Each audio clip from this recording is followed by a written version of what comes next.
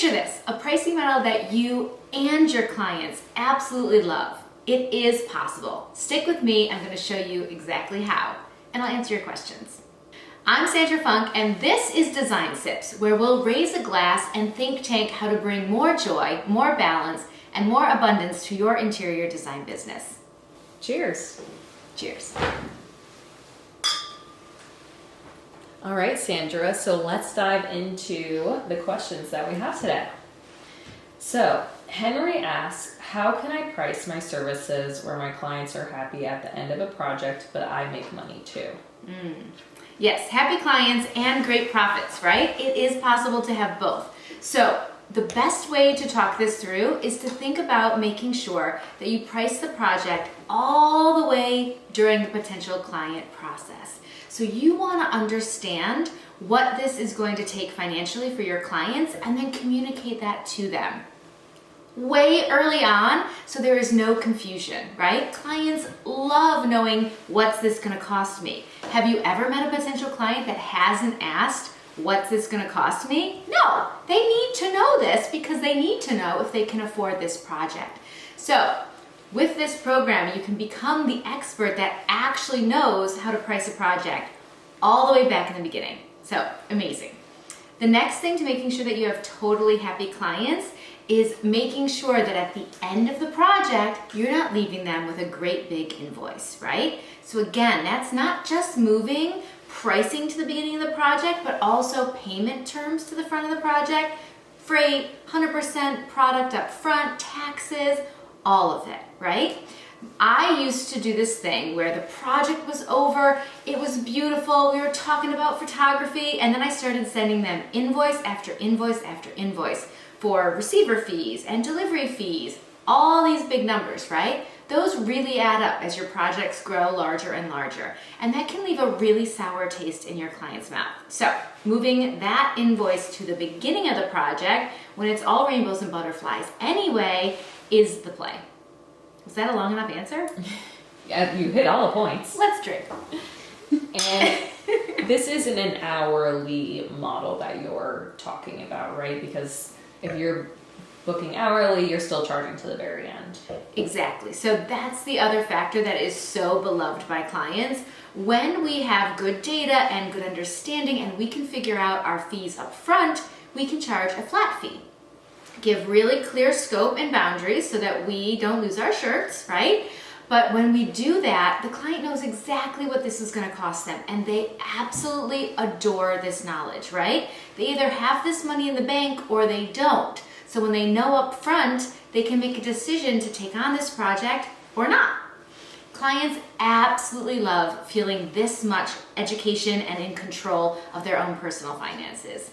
You will be amazed at how when you take this conversation to the very beginning of the relationship, the rest of the relationship is literally rainbows and butterflies because you're not sending invoices over and over and over again. There's no confusion, there's no surprises, and there's no more finding the checkbook, logging into the portal, blah, blah, blah, blah, blah, pausing the project for accounts receivable, right? None of these difficult conversations ever happen again because all of that is handled way up in the beginning of the relationship. Definitely. And it definitely changes how they're feeling at the end of the project. 100%. I can't, even clients that I've worked with over and over and over again, at the very end, everyone's hugging and taking pictures and it's gorgeous, right? And they're like, do I owe you any money? I'm like, no, not a cent. All covered. Like the glee in their eyes, you guys, can you imagine being able to say that? With a smile on your face too, because you're well compensated, right, for this job. You are profitable. You are thrilled. You're just as happy as they are. It's good for everybody involved. Right, which brings me to our next question from Ella, who says, how can I make sure my flat fee estimate is accurate so I don't lose money throughout the project?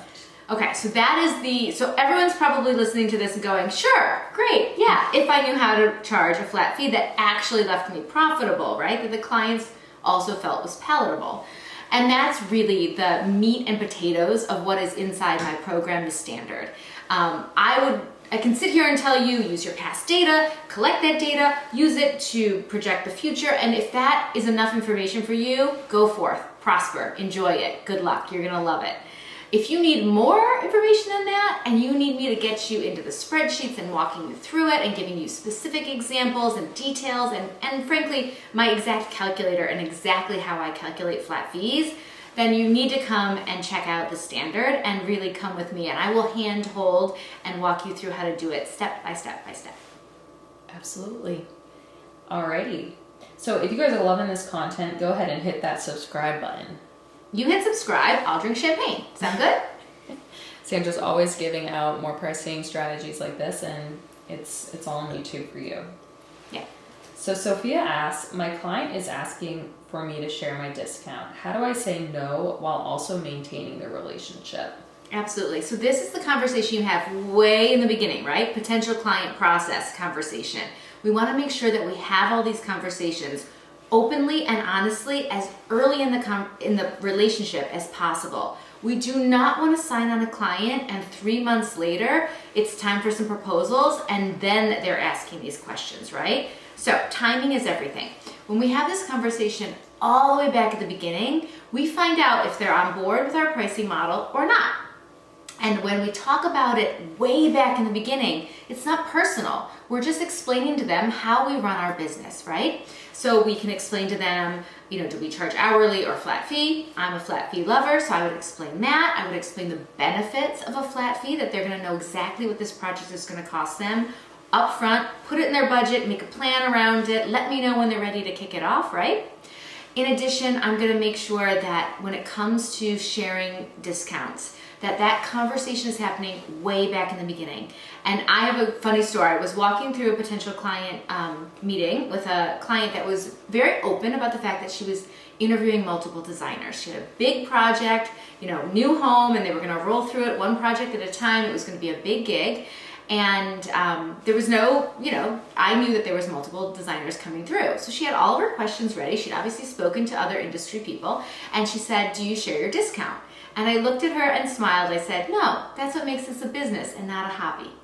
And I just went smiled, looked her straight in the eye, and she was like, okay. And I was hired for the job. I think she liked my candor. I think she liked that I could price the project up front and she knew exactly what she was getting into. And I also think she respected me as a businesswoman.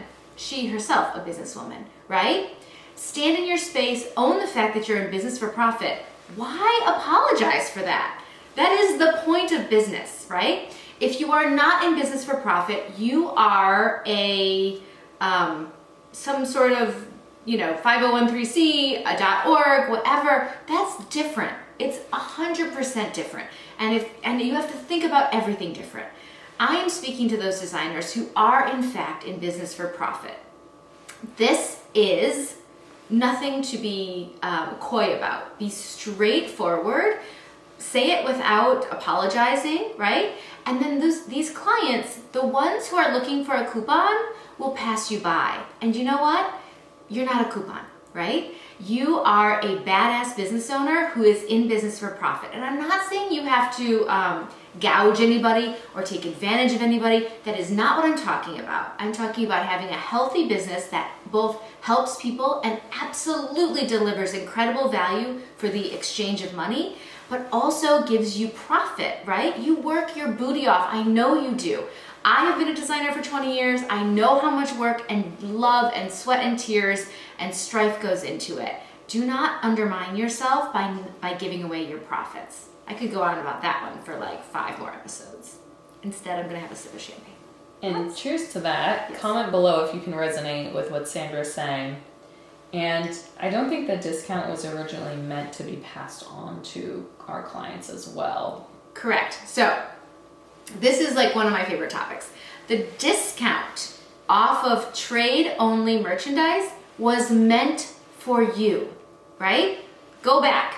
The whole point was somebody said, oh, this interior designer has client after client after client, and I have this whole showroom full of furnishings that I need to sell over and over and over again as well. Maybe I'm going to be a smart business person and offer this designer a discount so that they are incentivized to keep bringing their beautiful, wonderful clients back to my showroom over and over and over again. And with this symbiotic relationship, they will make money selling my product and they will keep bringing me volume of clients year after year, right? That is why it started. That is how it started. That is the purpose for it, right? There is no other industry. I challenge you in the comments to tell me about one. There is no other industry where somehow the clients got wind of the fact that they're supposed to be receiving a portion of our discount, right? Seriously.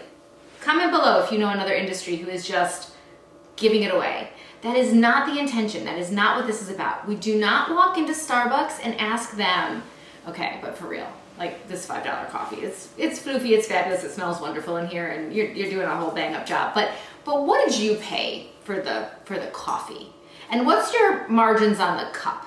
And how much are you spending on, like, really, what are you spending on the whipped cream? Like, what's your cost basis on that? No one freaking does that. Do I want the coffee for $5? Do I like the experience of walking into this store? Do I like the outcome of who I am when I'm walking around with my big ass Starbucks cup? It's a choice. You either want it for the $4, $5, $8, whatever you ordered, or you don't. But you don't get into their business and start poking around looking for their margins and their discounts and their buying power. It's just absurd. And I am like, it's a revolution. Let's let it be absurd in this industry too. And when we all answer with the same response of, no, this is a business and I do not pass along my discount, all of a sudden, the idea that we pass along our discount goes away, right? I'd like to see a day when it not only goes away, but it becomes absurd to ask for it. Preach. Because it like hurts my heart that people are out there like, I have this incredible mastermind of designers who have done the standard and are now like looking for that next level, and they are still struggling with this part of the business. And it is my cross to bear. It is my like thing that I want to see change most of all, is this one little nuance, because it would change your profitability beyond your imagination.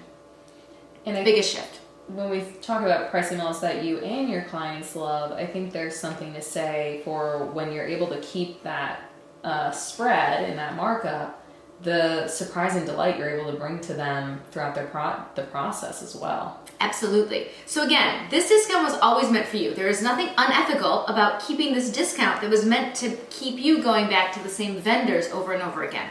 There is nothing unethical about you keeping all of that to yourself. There is also nothing unethical about you increasing your buying power over the years that your business grows, right? Let's say first year in business, you bring them $5,000 of business. Second year of business, 10. 5 years in, you're bringing them $50,000 a year in business.